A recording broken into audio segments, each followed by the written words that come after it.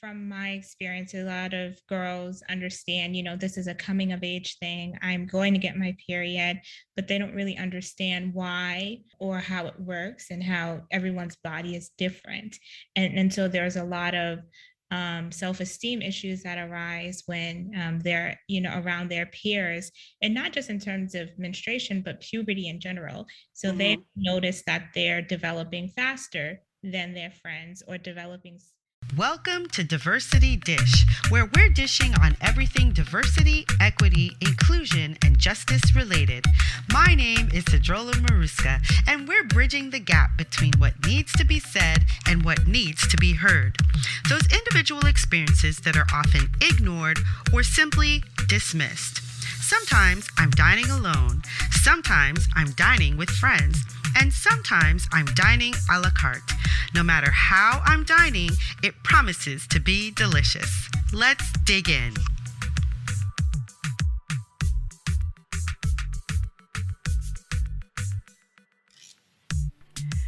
Dr. Ebere Azumah and Bria Gadsden are co-founders of the Love Your Menses organization. Love Your Menses was founded in Boston in 2019 in response to the growing menstrual wellness needs of young people. As a 501c3 nonprofit organization, their mission is to dispel myths surrounding menstruation, promote menstrual equity, and build the next generation of leaders by providing an educational, uplifting, and supportive space for Black and Brown girls, women, and all people who menstruate to learn about the menstrual cycle and create innovative public health solutions. Thank you so much for coming back to Diversity Dish. I'm excited today to introduce you to my guests, Bria Gadsden and Dr. Ebere Azumah. Hi, Bria. Hi, Dr. Ebere. Hi everyone. Thank you. Thank you for having us. Absolutely, my pleasure. This is a little different because we have two guests today. And so we're going to make sure that we're able to hear everything that they have to say. And you'll soon realize why I brought them on the show. So before we get into the meat and potatoes of our conversation, Bria, I'd love to ask you, what are you passionate about right now? Oh, that's a great question. I am passionate about Black philanthropy and really changing the landscape and how people give and how they view charity. So that is what I am passionate about. Love it. What about you, Dr. Ebere? What are you passionate about? Wow, that like Bria suggested, that's a very interesting question. We will have to borrow it because I'm gonna have to use it. Like Bria said, Black philanthropy, but also I'm just passionate about life and growth and how life keeps keeps teaching us how to grow. You know what I mean? And I'm a person of faith and I'm unequivocal about it. It's just also understanding that sometimes God does not take away our fear, but helps us overcome our fear by going through it. So I'm just thinking about life, growth, philanthropy, and all of the above. Thank you. I love it. I love both of your answers so much. Black philanthropy and life and growth, how life kind of teaches us to grow. So I guess that would bring me to the idea of why the two of you have partnered up for, well, you tell us what it is that you partnered up for, whomever, Bria, if you want to tell us, what is it that you two do together that is, I feel, both within what your passions are? Yes. So Dr. Azumah is a board certified OBGYN.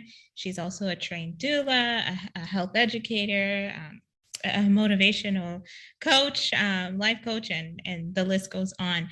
And I am a health educator, a teacher, and a wellness professional. And so we decided to team up together to create Love Your Menses, which is a nonprofit that supports girls, young women, and people who menstruate with menstrual education and access to equitable resources and mentorship, because we believe that everyone's menstrual journey is unique.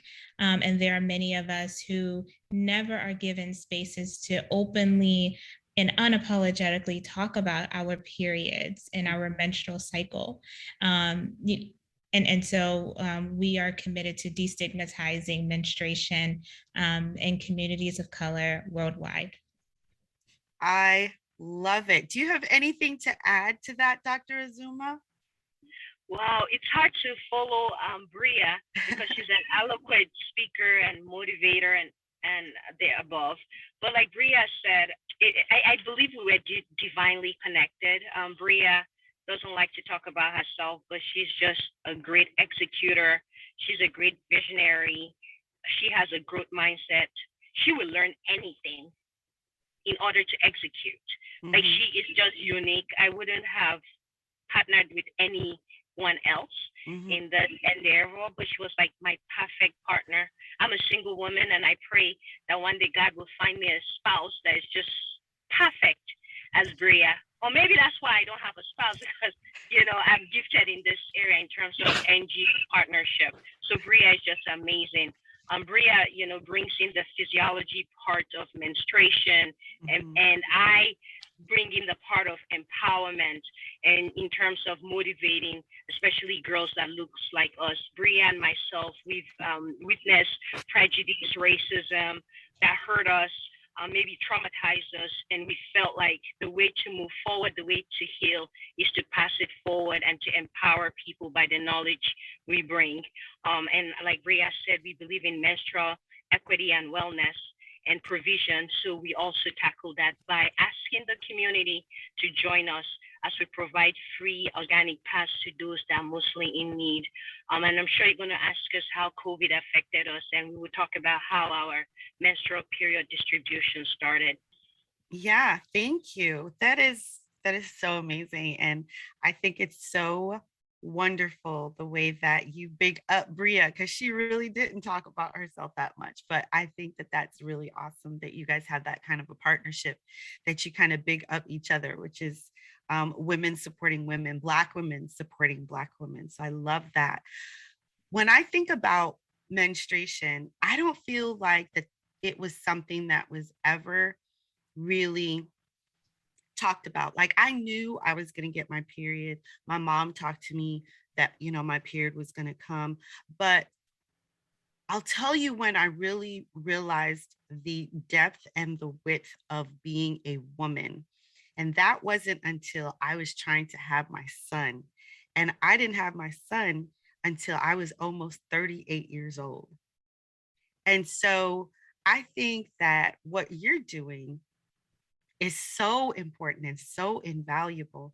I want to know why, like, what did you see that really motivated you to go in that direction? Because when we're talking about health, or you're being a health educator, there's so many ways that you can go, but why did you go in that direction?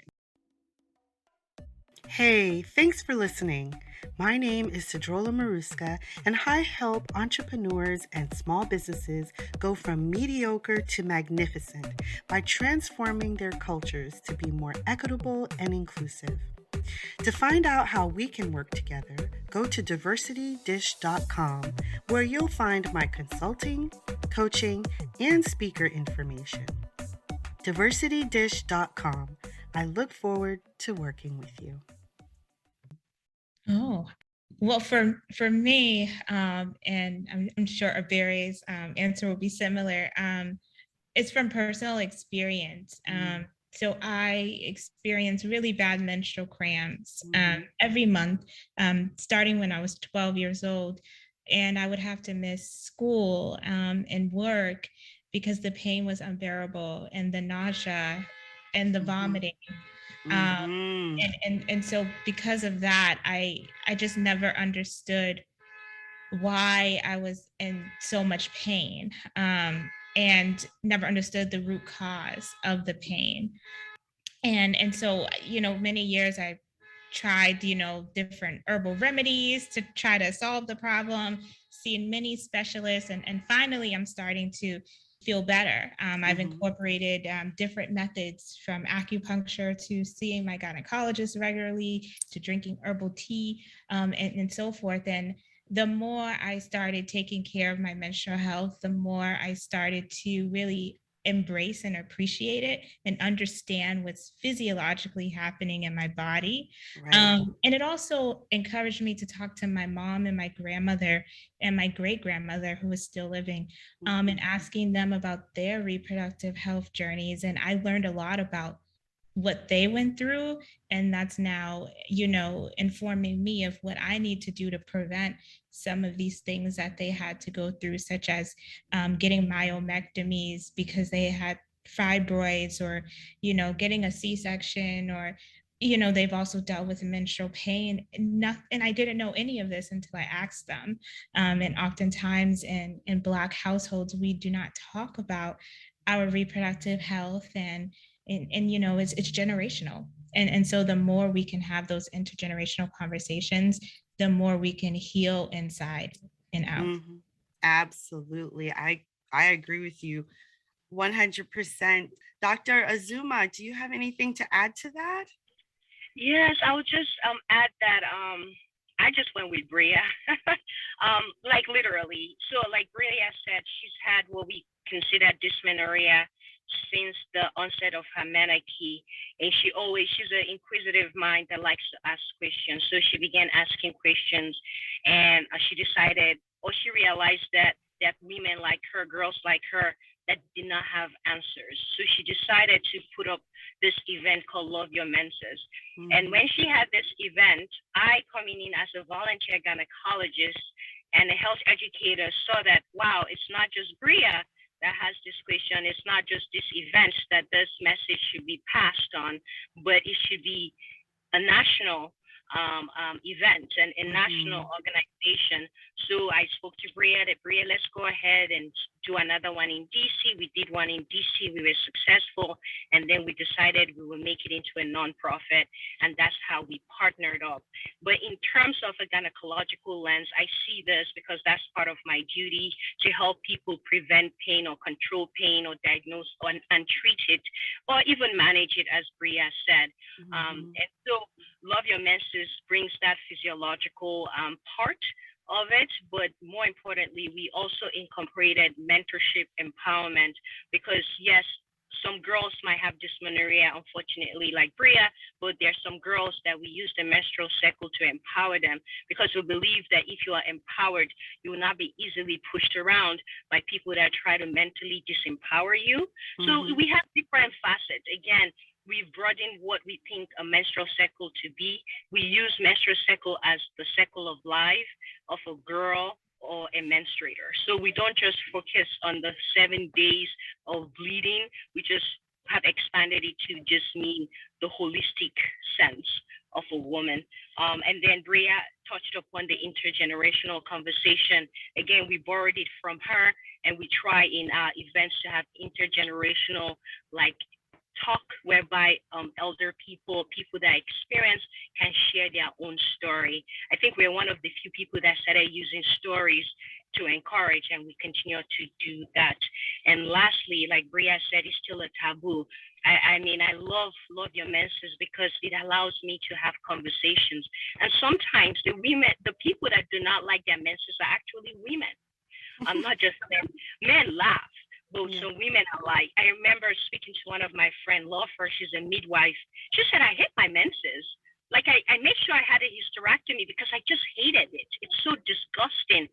And I'm looking at her, my friend, I love her. She's a midwife and she hates it. And I said, that's why we exist, to make someone else not hate it, but to accept it as a part of life. Yes. Oh my goodness. There's so much here to kind of unpack. When I started having my period when I was also 12 years old.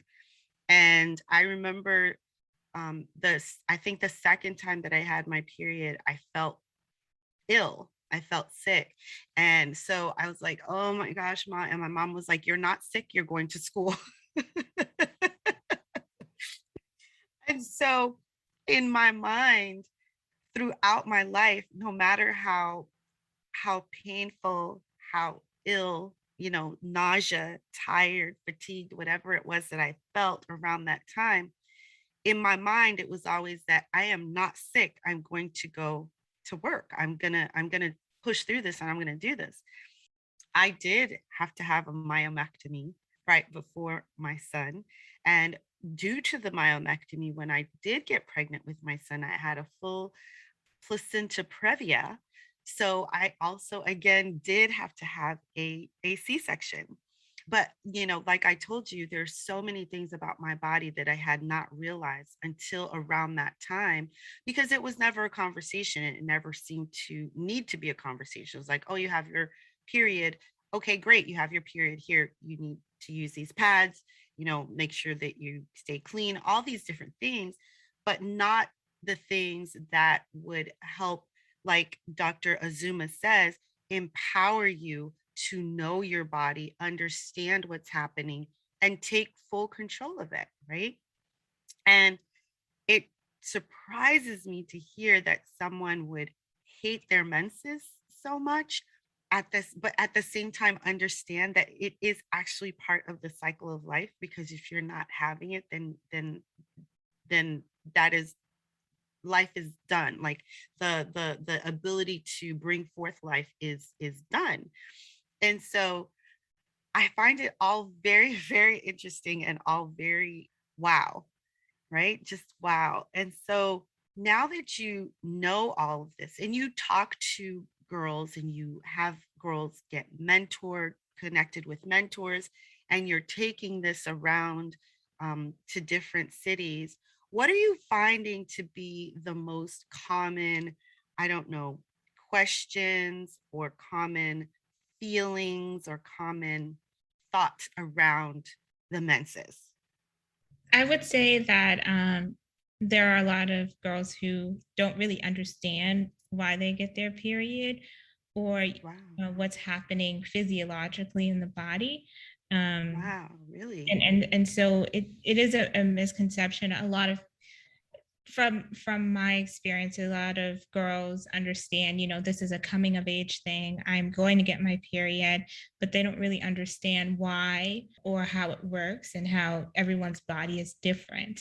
And so there's a lot of self-esteem issues that arise when they're, around their peers, and not just in terms of menstruation, but puberty in general. So they Hmm. notice that they're developing faster than their friends, or developing slower, and may feel something is wrong with them and their bodies, not understanding the anatomy of the female body, and how it develops. And so I think there's more work that needs to be done on basic anatomy and physiology, not just in regard to menstruation, but puberty and growth and development in general across the lifespan.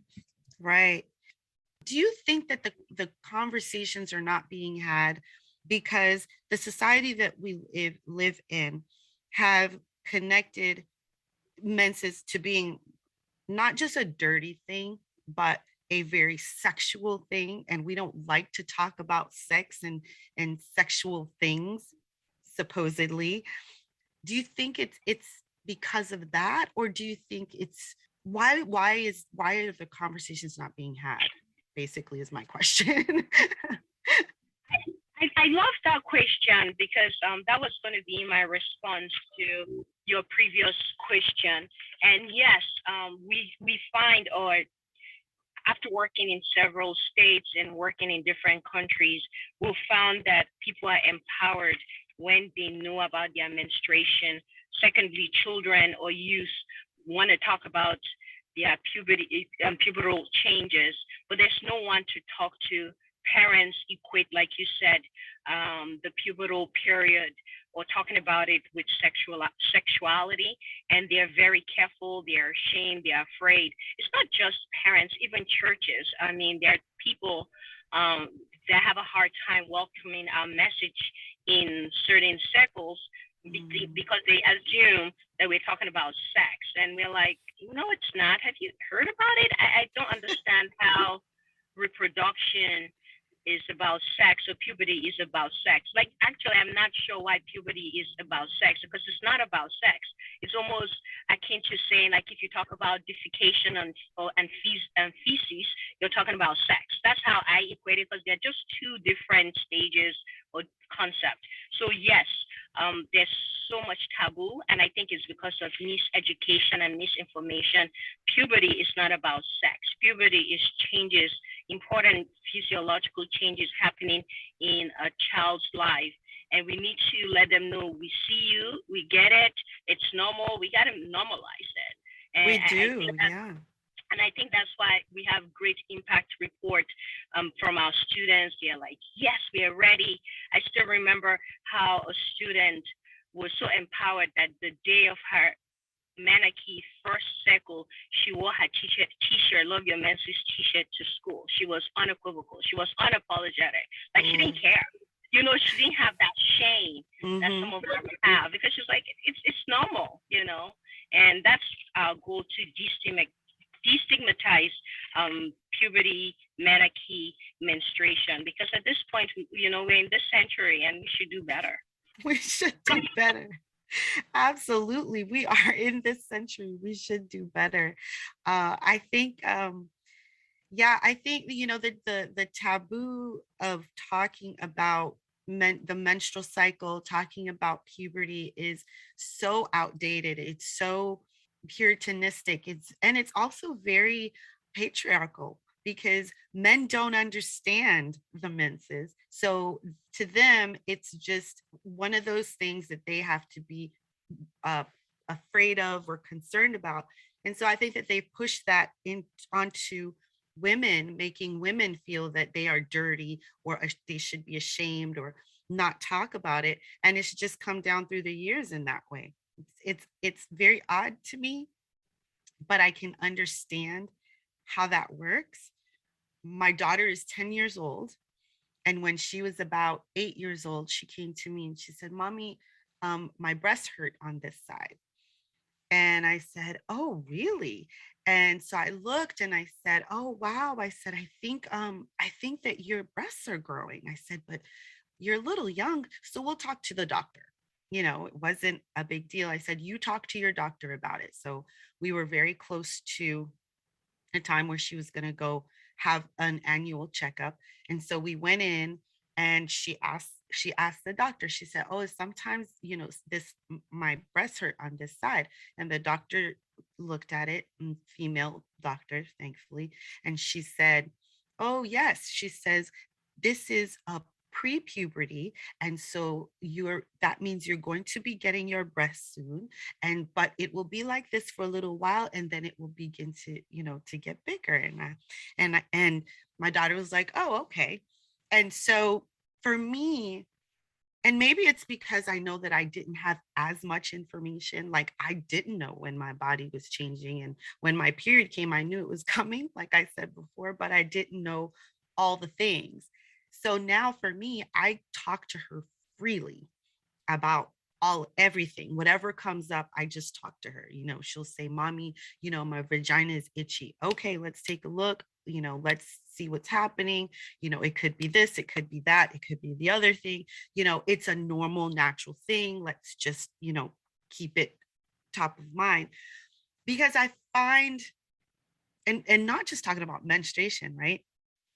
Even when you start talking to people about body parts in the proper terms, let's talk about your penis, let's talk about your vagina, let's talk about your body, people get incredibly uncomfortable. And I think that those things need to be normalized as well.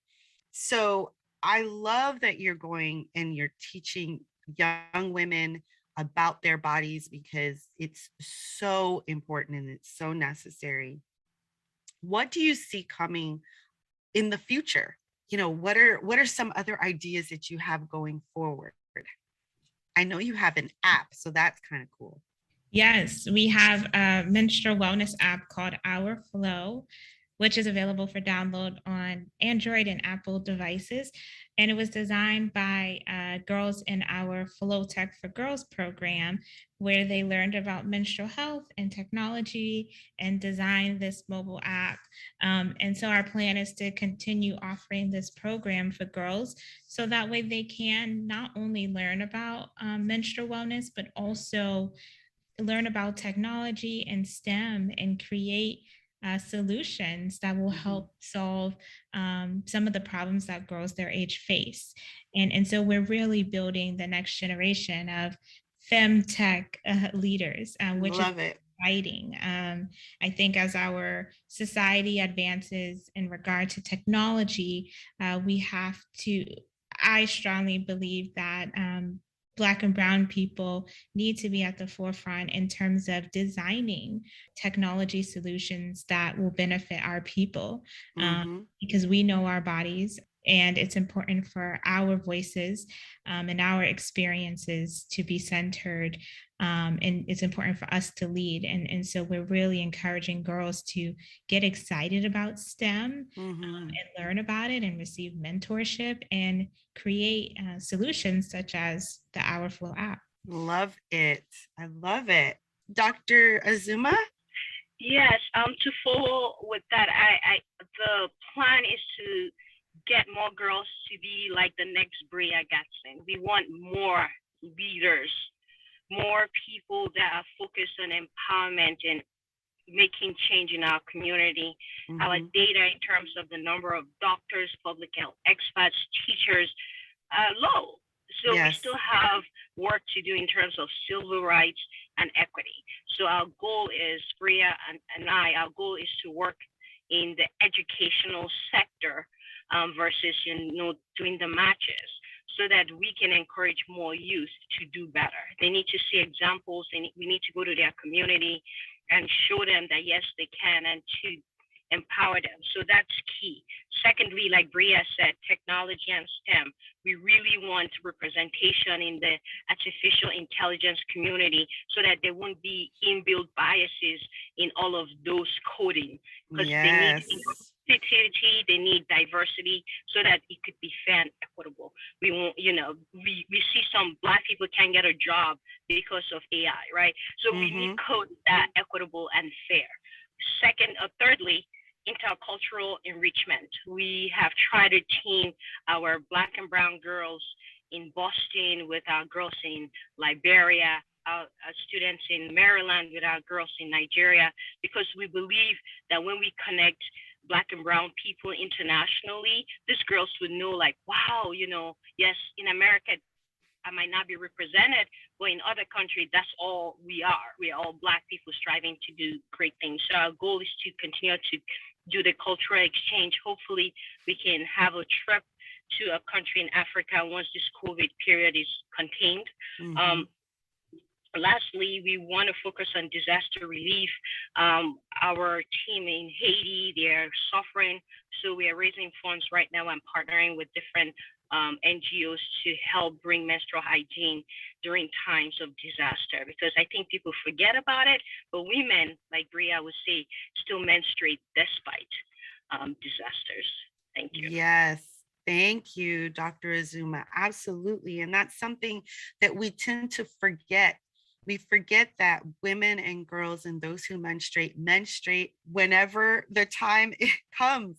It doesn't stop because there's a disaster. It doesn't stop because you're homeless. It doesn't stop because it doesn't stop for any reason. And so it's so important that people kind of try to understand those needs, and those needs are pertinent anywhere, especially places where there have been disasters, and there needs to be access, not to just food and water, but also to menstrual, sanitary products and that sort of thing.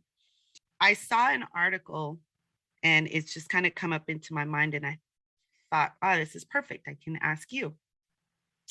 The article was about how some companies, or maybe it was one company, but one company is considering giving women menstrual health days. And a woman posted the article and she says, this made me really mad because I've been trying to prove my my equality, and this was in tech, is what she said, my equality in tech.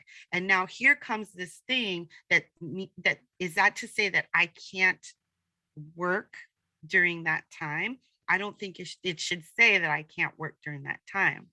And I commented, and I said, well, my menstruation has changed different times of my life. But when I was younger, not only was it extra heavy, but I was nauseous and I had no energy. So literally, as Bria said, I would lose a day and a half out of my month every month because I was not well. And so, what are your thoughts in terms of companies offering menstrual health days, or days where people can take off because they are on their period, and it may be affecting them differently than it affects other people? Yeah, I actually wrote an article about this on Medium called "Paid Menstrual Leave Needs to Be Implemented." Awesome. Workplace, and here's why. And Barry will tell you, so I've gotten a lot of a pushback when I posted it in a Facebook group. And it was interesting because you had people on one side who definitely agreed that, this needs to be a thing, because not only may a person have dysmenorrhea, but fibroids, polycystic ovarian syndrome. Right. There are many reproductive health illnesses that are chronic, and that affect our bodies. And I honestly do think it can be debilitating and maybe disabling for a lot of people. When I'm on my period, I am partially disabled. I can't drive. I could barely walk sometimes, especially with lower back pain. And so I think there needs to be more education and awareness about what exactly we are experiencing when we're in pain, and also having people understand that when you're in pain, you simply cannot just take a pill and the pain will magically disappear. Go away. That does not always happen. And Right. I think, there needs to be more education and conversation so people can actually hear stories from those most affected by this. And I think that will be a step in the right direction in terms of workplaces and schools, understanding that there are people who may need accommodations, just as when you're taking a test, and there are students who need accommodations for that for a valid reason, and you don't have other students saying, well, that's not fair, or because this student is getting accommodations, now that lowers our scholarly our intellect ability. It has nothing to do with that. And similarly, as women, we're still able to do whatever it is that we want to do. However, we do deserve, to take time off if we are experiencing any illness, and that does not take away from our capability or our competency to do this work. In fact, I always say women who are able to work and be on their periods are amazing and are, excuse my language, but badass women, because if you're on your period and you're working, especially those like Ebere, who's a doctor, I can only imagine you're taking care of other people when you're on your period. Exactly. I think so too.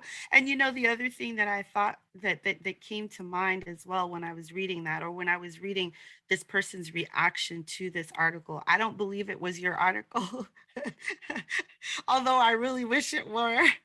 But when I was listening, thinking about her reaction to the article, I thought to myself, well, you know what?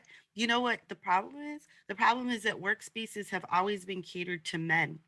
And therefore, men do not have the same needs as women or those who menstruate, right?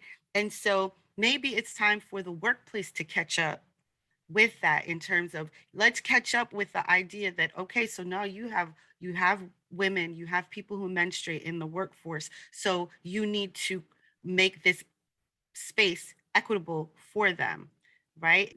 Instead of pushing back and saying, oh, no, we don't need any special accommodations. Imagine if people who are in wheelchairs said, oh, no, no, no, don't worry about us. We'll find a way to get up those stairs, even if you don't have an elevator or whatever. You know what I mean? It's kind of the same thing.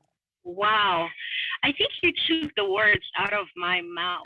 I like you just gave great a great example of equity, and your analogy was someone in a wheelchair trying to get to a room versus someone that doesn't have that disability.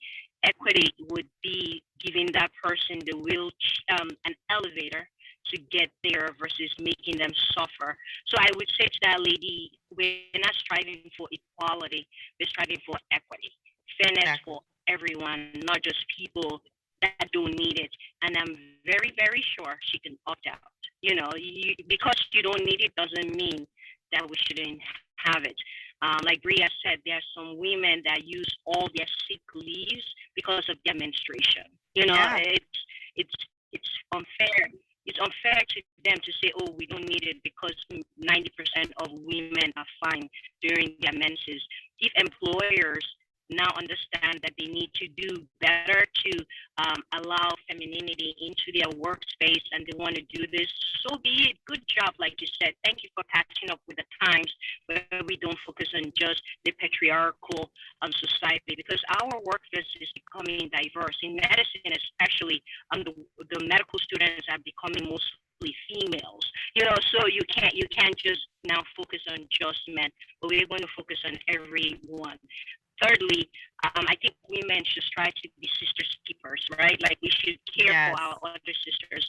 Like between me and Bria, thank the Lord, my dysmenorrhea is mild. I take Motrin and I'm fine.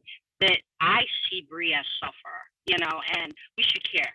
And I would be happy if jobs recognize it and give her an extra day because she needs it. She needs to catch up. We need to be equitable. And that's why we talk about inclusivity and diversity. And that's one way of being diverse by accommodating women with dysmenorrhea. Absolutely. I fully agree with you. I try to explain the concept of equity all the time because I think people don't understand that. I think that they feel like, well, it's giving preferential treatment. And so, I often use the wheelchair analogy because that's not preferential. That's just basic. This person can do the job as well as someone who has legs that can move up the stairs.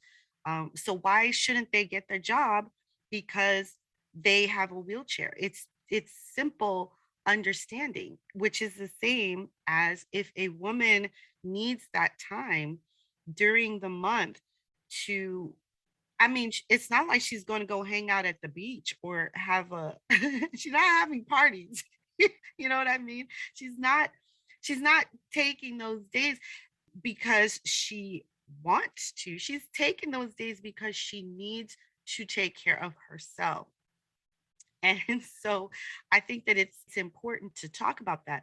The other thing that you brought up, and which is really very important, is the concept of the sick days. Now imagine you're a mother who has a child and who also has a very heavy, painful, crippling period. You have to choose whether you're going to use those sick days for yourself or your child. And so you think to yourself, you know what? I would rather use them for my child when my child is sick so that I can stay home with my child and I don't have to send my child off anywhere else when they are sick.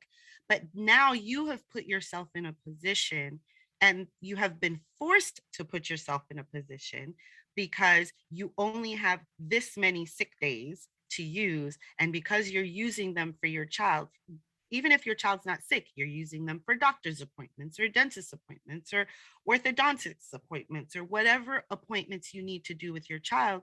So you can't even take care of yourself. You can't stop on those days where you really absolutely feel like you need to stop instead of running to the bathroom at work every hour or so to throw up or to, make sure that you're cleaned up. I mean, I remember every time I stood up, I was going straight to the bathroom to make sure that I wasn't bleeding out of my clothes, and then I would go wherever it was that I needed to go. So, I think it's important for people to understand. You say, well, you have sick days. Well, if you've got sick days do not cover it. So it's really important that I think that it's important that the menses days are also given. And like Dr. Azumah says, we need to be our sisters' keepers. Women should not be the ones holding this back. Men don't understand. They don't even have a period, so they don't even get it. But other women and other people who menstruate really should be pushing this, because whether they have a bad period or not, they have the period and they know that it may be necessary for someone else. Exactly. 100%. You took the words right out of my mouth. Wow, we've been talking for a while. So I want to open it up to you. Is there anything in particular, anything extra that you would like to bring forth in this conversation that we probably haven't touched on? Because I remember Dr. Azumah said that this also COVID affected what you've been doing.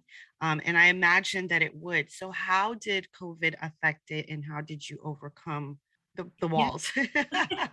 Yeah, I would say that, when the pandemic first started, we didn't realize how many people experience period poverty, meaning having lack of access to products. And so we started distributing period care packages in Boston, and other cities across the country, as well as globally, just making sure people had access to the menstrual products that they needed.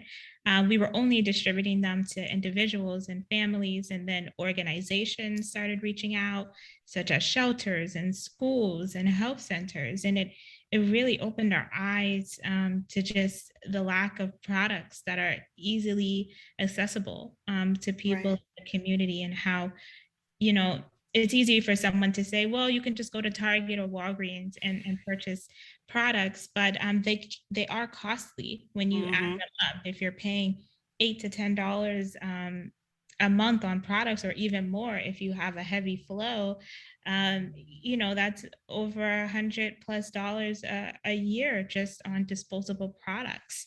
And for some, in some states, there's still a tax on menstrual products. It's called a pink tax. Pink tax, yeah. And so, it can be a financial burden on households, and unfortunately the products that are, less expensive tend to be, and not always the case, but tend to have more harsh chemicals that are not Right. safe for our reproductive health.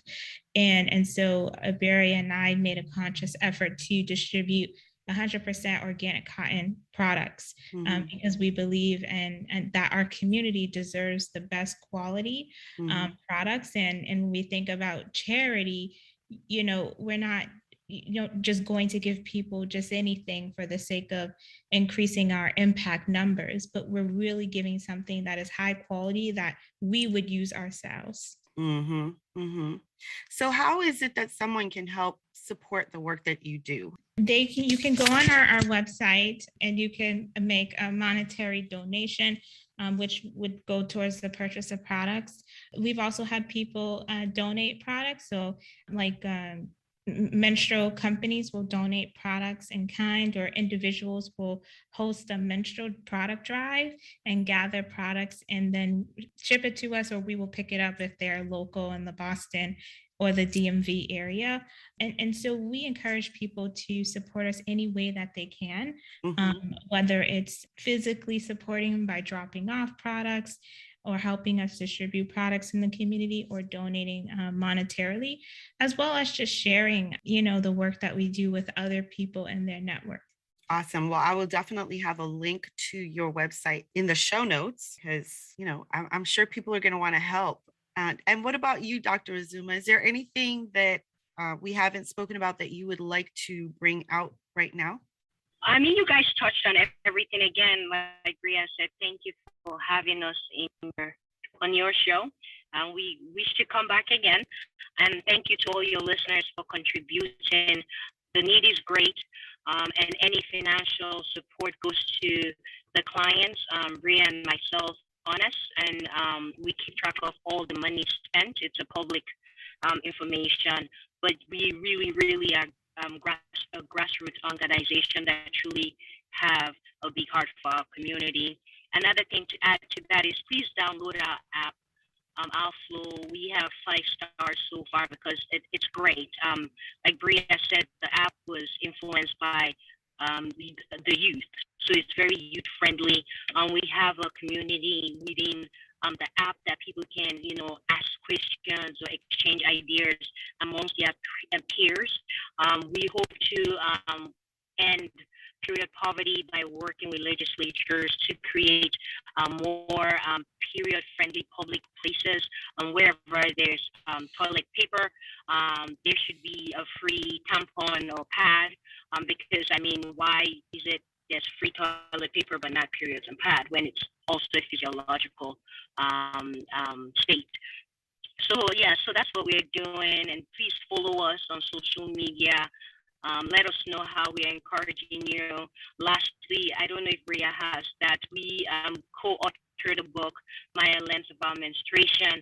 The book was very intentional and strategic. We have Maya representing Black girls because we still think the American media space has to make room for us. There's few representation of who we are in a positive light. There are many Brias, and we want to develop more Bria. Awesome. What is the title of the book again, Bria? Maya Learns About Menstruation. Maya Learns. And if you can even, it's on Amazon as well. So you can search Maya Learns About Menstruation. And I believe Ebere, people can still purchase it through Amazon, correct? Yes, ma'am. Good. Then I will put that link in the show notes as well. That's great. I love that. Maya Learns About Menstruation. Perfect. Well, thank you, ladies, both of you, for being here. Thank you for the work that you're doing with our young women and those who menstruate. Thank you so much for sharing the information and for, allowing people to become empowered. But before I let you go, I have to ask you my signature question because I'm sure the audience just is dying to know. And that is, I'm going to start with you, Bria. What is your favorite dish? My favorite dish. Oh my gosh, that's a great question. Shrimp and grits. My family is from South Carolina. And so I have a lot of Southern roots, and I can eat grits with just about anything, whether it's shrimp, salmon, liver, whatever it is. I love grits.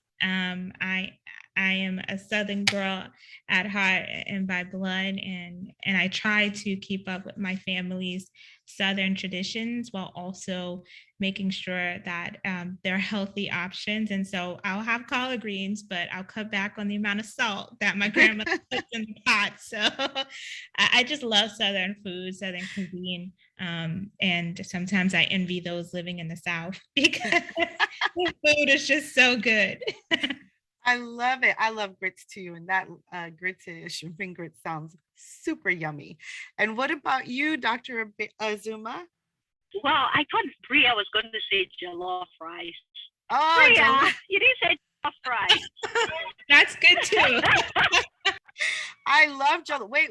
Which is it? Is it Ghanaian or Nigerian? Oh, I can't say that in public. I can't say that in public. I'm gonna just keep the voice too much. I'm trying to build a support system and not cause division. So I'll plead the fifth right here. But maybe I can hand it over to Bria. Bria, what type of rice? What kind of jollof rice, Bria? I love it. That's so funny. I have a friend, my college roommate was from Ghana, and so she would make jollof from Ghana. So I've had jollof from Ghana. And Nigerians are like, well, you need to try Nigerian jollof before you make up your mind about anything. I'm like, okay, I will do that. Well, the other day I was in Trader Joe's, and they have a jollof rice in Trader Joe's, and all of my friends are like, how can you eat that? I'm like, but and it wasn't that bad. I mean, it didn't taste like the jollof rice I'm used to eating, but it was not bad. Okay. Nice. Well, thank you, ladies, both of you, again for being here. I sincerely appreciate it, and I look forward to working with you, hopefully in the future, to continue the work that you're doing. Thank you so much for having us, and thank you for reaching out. We will definitely be sharing your platform, and we welcome you into the Love Your Menses family. Oh, thank you. Yes, welcome. Thank you, Bria, for that. Thank you. Hey, did you enjoy that episode? If so, please leave a review. It would mean the world, but only if it's a good one and you really did enjoy it. In which case, it would be awesome if you help support my work over at patreon.com/Sedruola Maruska. And finally, before you go, don't forget diversitydish.com. I'd love to work with you. See you soon.